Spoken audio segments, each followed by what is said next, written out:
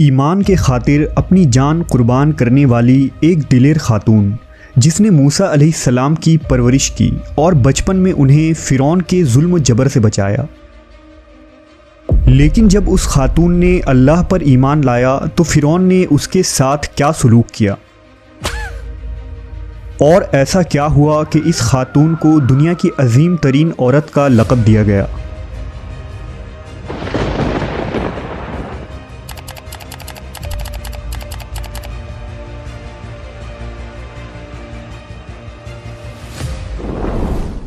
फ़िरौन मिस्र का एक जालिम व जाबिर बादशाह था। उसने मिस्र में आबाद कौम बनी इसराइल को ग़ुलाम बना रखा था और उन पर जुल्म के पहाड़ तोड़ता था। फ़िरौन नहायत ही मगरूर बादशाह था और ख़ुद को लोगों का खुदा और राज़िक कहलवाता था, लेकिन किसी में भी इतनी जुर्रत न थी कि फ़िरौन की मुखालफत कर सके। लिहाजा अल्लाह ने फ़िरौन के ख़ात्मे का इरादा किया तो बनी इसराइल में हज़रत मूसा अलैहिस्सलाम की पैदाइश हुई। जब मूसा अलैहिस्सलाम की पैदाइश हुई तो उन दिनों फ़िरौन ने अपने सिपाहियों को ये हुक्म दे रखा था कि बनी इसराइल में जो लड़का भी पैदा हो उसे कत्ल कर दिया जाए। लिहाजा इस मुसीबत व आफत के दौर में मजबूरन मूसा अलैहिस्सलाम की वालिदा ने आपको एक संदूक में रखकर संदूक को मजबूती से बंद कर दिया और उसे दरियाए नील में डाल दिया। दरिया से निकलकर एक नहर फ़िरौन के महल के नीचे बहती थी। अल्लाह की कुदरत ये हुई कि ये संदूक दरियाए नील से बहते हुए उस नहर में चला गया। उस वक्त नहर के किनारे फ़िरौन की बीवी आसिया बिनते मुज़ाहिम बैठकर नहर का नज़ारा कर रही थी। आसिया एक खूबसूरत और नेक दिल खातून थी और वो किसी बीमारी से शदीद तकलीफ़ में थी। फ़िरौन ने इसका बहुत कुछ इलाज कराया था मगर वो नाकाम रहा। कहते हैं कि काहिनों ने उसे बताया था कि ए फ़िरौन, हम पेशन गोई करते हैं कि इस दरिया में से एक आदमी तेरे महल में दाखिल होगा। अगर उसके मुंह की राल इस बीमार खातून के जिस्म पर मली जाएगी तो उसे शफा हो जाएगा। चुनांचा जब नहर में बहते इस संदूक पर आसिया की नज़र पड़ी तो उसने मुलाजमीन को उसे निकालने का हुक्म दिया। जब उस संदूक को पानी से निकाला गया और उसे खोला गया और मलका ने इस बच्चे को देखा तो उसे यूं महसूस हुआ कि एक बिजली सी चमकी है जिसने उसके दिल को मुनव्वर कर दिया है। आसिया के दिल में इस बच्चे की मोहब्बत ने घर बना लिया। इस बच्चे का लौबे दहन जैसे ही उनके हाथों पर पड़ा तो उन्हें शिफा हो गई। फ़िरौन की बीवी आसिया की बदन से कोई लड़का न था और वो बे औलाद थी। लिहाजा इस पाक दिल खातून की ममता जाग उठी और उसने मूसा अलैहिस्सलाम को गोद ले ली। इस तरह अल्लाह की कुदरत से मूसा अलैहिस्सलाम की परवरिश उसी फ़िरौन के महल में हुई जिसने आप अलैहिस्सलाम के हाथों से हलाक होना था। दरअसल लफ्ज़ फ़िरौन उस दौर में मिस्र के बादशाह का लक़ब हुआ करता था। मूसा अलैहिस्सलाम के क़िस्से के सिलसिले में दो फ़िरौनों का ज़िक्र आता है।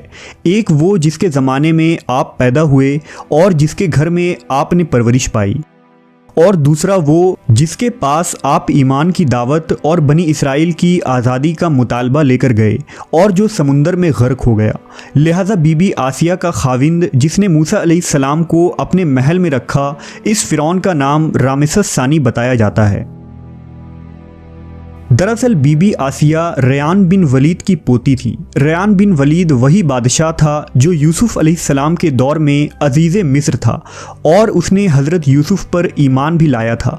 जब मिस्र पर क़िब्ती ख़ानदान की हुकूमत आई तो फ़िरौन ने अपनी ताकत के ज़ोर पर बीबी आसिया से शादी कर ली और उन्हें धमकी दी कि अगर उन्होंने शादी से इनकार किया तो उनके वालिदैन को कत्ल कर दिया जाएगा। लेकिन शादी के बाद भी अल्लाह ने हज़रत आसिया को फ़िरौन के शर से महफूज रखा और वो आप पर कादिर न हो सका। मवर्रखीन लिखते हैं कि अल्लाह ने फ़िरौन को नामर्द बना दिया था और बाज़ ने लिखा कि फ़िरौन को ऐसी बीमारी थी कि तबीबों ने उसे सारी उम्र सोहबत करने से मना कर दिया था। लिहाजा फ़िरौन कभी भी हज़रत आसिया के करीब ना जा सका। ये भी अल्लाह की एक हिकमत थी ताकि बीबी आसिया फ़िरौन के नापाक जिस्म से महफूज रह सके। बहरहाल हज़रत मूसा की परवरिश फ़िरौन के महल में किसी शाही फ़र्द या शहज़ादे के मानिंद हुई। हर तरह के आराम व आराइश आपके लिए दस्तयाब थे। लेकिन क़िब्तियों के दरमियान ज़िंदगी गुजारने के बावजूद मूसा अलैहिस्सलाम फ़ितरी तौर पर उनसे मुख्तलिफ़ किरदार के मालिक थे। हज़रत मूसा फ़िरौन के गुरूर व तकब्बुर और खुदाई के दावों को नापसंद किया करते थे और हमेशा तौहीद के मुताल्लिक वाज़ह बात किया करते, जो फ़िरौन और उसके दरबारियों को नागवार गुजरती थी। बहुत जल्द वो वक्त भी आ गया जब अल्लाह ने हज़रत मूसा अलैहिस्सलाम को नबूवत अता की और आप फ़िरौन के दरबार में इस्लाम की दावत लेकर तशरीफ़ लाए। उस वक्त फ़िरौन के मुतालबे पर जादूगरों और मूसा अलैहिस्सलाम के दरमियान सहर का मुकाबला हुआ, जिसमें हज़रत मूसा की असा हकीकी सांप में तब्दील हो गई और जादूगरों पर हक वाज़े हो गया कि ये अल्लाह के सच्चे रसूल हैं जिन्हें हमारी हिदायत के लिए भेजा गया है। जबकि फ़िरौन अपने अना और गुरूर पर कायम रहा और मूसा अलैहिस्सलाम के दावत का इनकार कर दिया। इसी दरबार में बीबी आसिया भी मौजूद थीं, लिहाजा आपने जब ये सनसनीखेज मंजर देखा तो आपके दिल में फ़ौरन हक का नूर चमक उठा और आप मूसा अलैहिस्सलाम पर ईमान ले आईं। बीबी आसिया फ़िरौन मिस्र की बीवी और मलका थी। आपके पास माल और दौलत की कसरत थी, लेकिन इसके बावजूद आप गुरूर और तकब्बुर का शिकार नहीं थी, बल्कि आपका दिल गरीबों की मोहब्बत से सरशार और उन पर शफ़क़त और मेहरबानी के जज्बे से मामूर था। आप दिल खोल कर उन पर सदका और खैरात किया करती। इसी वजह से आपको उम्मुल मसाकीन यानी मिस्कीनों की माँ भी कहा जाता है।